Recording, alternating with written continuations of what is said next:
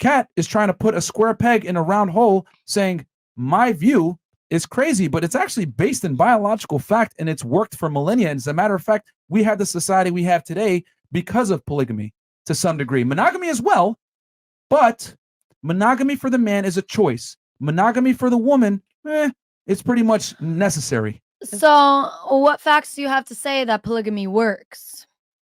Since the beginning of time, high-value men have had women. But have those women actually been happy? Like, aren't we talking relationships on a basis of whether or not we're both happy? Irrelevant. Kat, I'm gonna be irrelevant. Marriage? I mean, I'm not gonna be sharing no man unless I'm happy. Okay, Kat. You know, I want to be happy. I want to be feeling like the attention's on me. Okay, well, Kat, here's the thing. See, and I'm gonna show you how crazy your argument is here in a second. But marriage is not about necessarily happiness.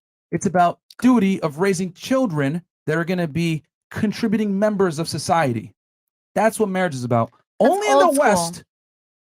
Okay, only in the West do we have this crazy concept that we need to be happy at all times within marriage. Raising your children in a stable household and giving them food to eat and a safe home to be at should be where you derive your happiness. And when you break the family apart, which is what's going on in the West, single mother households, etc., things get fucked up and kids end up fucked up. Yes. It is what it is. Yeah. Now, going back to what you said you want a man that makes $300,000 to $500,000 a year, is going to basically never say no to you and let you live the lifestyle. He doesn't have to say no. I'm saying my lifestyle is never going to allow me to say no to myself. Okay.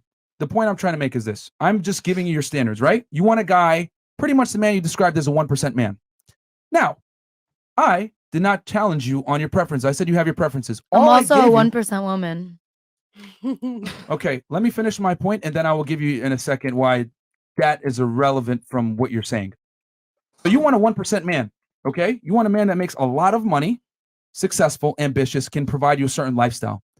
I countered and said, you can want that, but the consequence of dealing with this caliber of man who's rare is you're gonna have to share him, okay? You don't like that. You want him to be exclusive to you. So you're hoping that you'll find one that's going to meet these requirements, which quite frankly is slim to none. I understand that my environment is not conducive to what I want. So what am I doing? You're operating on possibilities. I'm operating on probabilities. I know if I go to the Middle East where things are different, the women are actually held to a standard, right, to become good wives and mothers, etc. I am going to increase my probabilities of getting what I want. And I am willing to travel and make some sacrifices to make it happen. You are not, though. You want to basically get this top tier man. You want him to be committed to only you, and you want a certain lifestyle where you can't necessarily be told no. That's a possibility, but it's slim. So you can do what you want, but at least what I'm trying to do is actually probable to a higher degree, and I'm making overt actions to make it happen. Bam. Ether. Okay, Fire. I have a question. Yeah. No. Did you have anything you want to say on that, Kat? She's nice. I mean, you can. I know that, but I want to give her a chance to rebut that. All I'm saying is that the more that I feel that it's not possible to find the things that I want, the less that I'm going to have my eyes open to the opportunities that will give me what I want. So, I mean, I'm not going to settle until I get what I want. Okay, that's fine. And I mean, like, if I'm going to provide the lifestyle that I want, then I want to make sure that I'm finding somebody that's also going to want the lifestyle that I want to live. And whether or not he could provide for that, he still needs to be on board with the direction I want to go. Question. Whether or not he wants to build that empire with me, whether or not he already has that empire built, but it's going to be where I want to go in my life. Okay.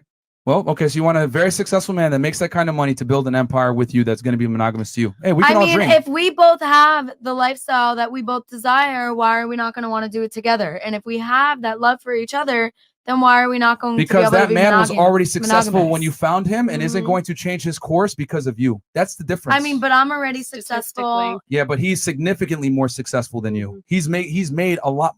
He's made the man you're looking for is making quite a bit of money. Here's the thing, ladies. You don't make $300,000 to $500,000 a year working with a woman. You do that shit by being ambitious and being willing to do it by yourself. The girl can come in and maybe compliment you, help you build it even more. But when you get to a certain level, you're self-sufficient. You don't need help anymore. Right. Okay? The caliber of man that you're chasing is a type A assertive dominant male that doesn't need you. Period. Which is why you said before, I'm a 1% woman. I'm assuming you mean financially, right? Because you earn quite a bit. I mean, what makes you a 1% woman? That's what I was going to ask you. Being natural, my financials.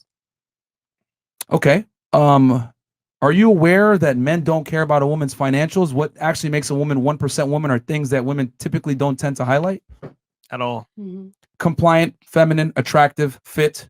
Willing to. Would you? I mean, not I would say promiscuous. Willing to hear the words no. Willing to hear the words no. Following his lead.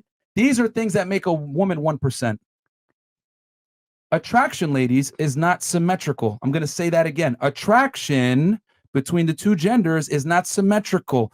If I want a woman that's feminine, submissive, and attractive, right, and cute, the woman is within her right to want a male that's masculine, dominant, and a leader. We complement each other. We're very different. The things that you want are what men want. You might say to yourself, I'm a 1% woman, but that's false. The market dictates your value, not you. I'm going to say that again because a lot of girls want to sit here and say, I'm a princess, I'm a 10.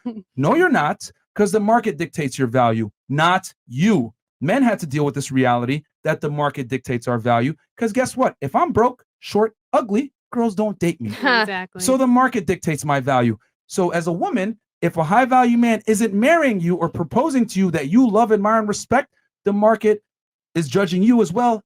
And now you're not of value.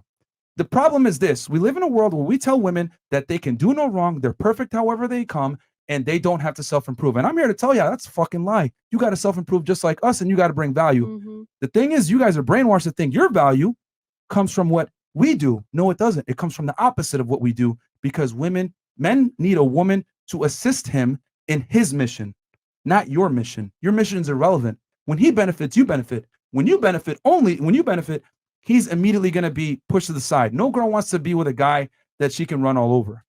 So a 1% woman does not exist unless she's alongside a 1% man because your value is determined by the caliber of man you can attract. You can't self-proclaim you're a 1% woman.